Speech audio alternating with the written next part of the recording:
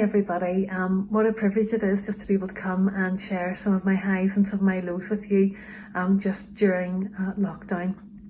So I just thought I'd give you a little bit of background just very quickly about myself.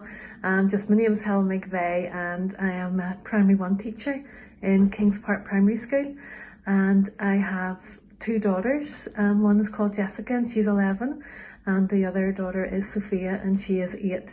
And I'm married to Sam, and he's actually the caretaker in Kings Park Primary School where I am, and I have been a Christian from 8 years old as well. I was in Glengoyne Methodist Church for a while, and now I am a member of Abbott's Cross Presbyterian Church. And just could I say, just what a wonderful church, wonderful people, and just how welcoming the whole church has been from day one. Jessica and Sophia actually have been at GB for a few years at the church, and they have just loved every single minute of every organisation that they have been in the church. Now I know everybody's experiences are different, and I'll just, I just wanted to introduce myself just to put in context really some of the highs and lows that I have experienced during the lockdown time. So one of the first lows that I'm going to talk about is just having to put down my poor little dog who I'd had for 15.5 years, Sky. And as you know, the vets, the doctors, everything has been running a little bit differently during lockdown, and just unfortunately, instead of being able to take her actually into the vet, everything was sort of done from the car park really. I had to ring the vet when I got to the car park. I had to ring him, and he had to come out, and he took her off me and basically had to phone me then and say that there was nothing really that they could have done for her anymore at that stage, and did I want to see her again. And of course I wanted to see her again, but then it was difficult in the car park. My tears were flying everywhere. This poor vet was trying to keep the 6 feet distance from me, and it was a busy car park and on a busy road, but I sort of had to just say goodbye to her in the car park, which wasn't ideal.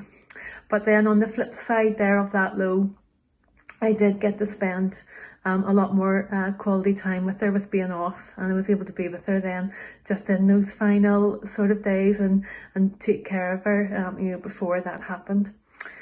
Just another low was seeing Jessica and her friends all year. They all just couldn't wait then to get to the final sort of quarter of primary 7. All the wonderful things that was going to happen, maybe like a trip to the share centre and the parties and just everything that really goes on in primary 7, just at the end of the year, a lot more relaxed. But unfortunately, as we know, everything then had to get cancelled. And just to see your daughter disappointed and upset just with each wee date that arrived, I should have been here, I should have been there, was difficult to cope with. But Jessica's a Christian, and we prayed together, and she took comfort from that, knowing that God was with her, knowing that there is going to be other good times in her life that lie ahead, and she knows that. So again, on a high, but they are hoping, the school are hoping to do something here at the end of June, and even in September as well for all the P7s, which is something to look forward to as well. So another one, just like everybody else, worrying just about older parents and family members, but I better not give any ages away or my mum might kill me. But yes, on the flip side, you do worry about them, but everybody has been well. The positive is all my family are well, and I thank God every day that he has protected them. He has them. I just love that phrase, that he has us all under his wing. And I just know that he has my parents and my friends and the rest of my family under his wing of protection at this time.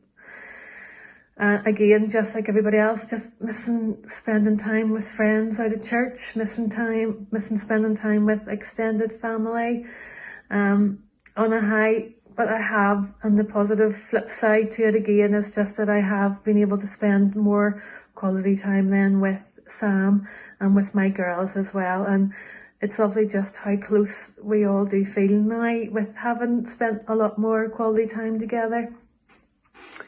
As a teacher as well, and all the teachers in church, you'll all understand that it's hard. You know, I do miss the contact of, I say this every year, I had a lovely class again this year, and you know, when we first stopped, just to hear that time, that day, that was it. We had to all go off, and we were moving then to remote learning. And you know, the children, they didn't understand. We didn't really even understand and appreciate just exactly what was going on. And you know, I just pray, you do worry, and you just pray that all of your little children who were in my care this year, that they have managed okay during remote learning, and that there will be plenty of opportunity for them to catch up then once they start them primary 2 in August, September here. But again, there's always the flip side and the positive to that. I have been able then to, you know, spend more time then, you know, not having to rush out in the mornings. I've been able to spend more time praying, reading my Bible in the mornings, and then a chance to homeschool my girl. Well, homeschooling has its own highs and lows as well within that too. Some days are easier than others, and every parent across the globe can completely understand that. But a lot more highs than lows when it comes to homeschooling. It's been good to have a chance to see you know, what the girls have been doing in school and what they would have been doing currently at this time. I wouldn't have seen all that as well. And just to know then, the biggest high then really is just, and the positive from this is just knowing that, feeling the presence of God in the house, and knowing that God has given me the strength and everybody else the strength just to carry on through this time. We just couldn't do it. I just could not do it without God, without knowing that He is there protecting us and giving us the strength to face every new day. And you know, a special verse then that is really special to me is Isaiah 43 verse 2. And it's just the little one where, when you pass through the waters, I will be with you. And when you pass through the rivers, they will not sweep over you. When you walk through the fire, you will not be burned. The flames will not set you ablaze. And just at different parts of, you know, of my life and during this time as well, I just love verses like that. There's many verses that I really like, but that would be particularly one of my favourites just for such a time as this.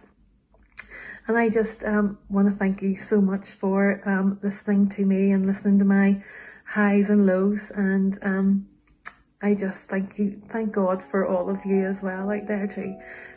God bless. Thank you so much for listening. Bye-bye.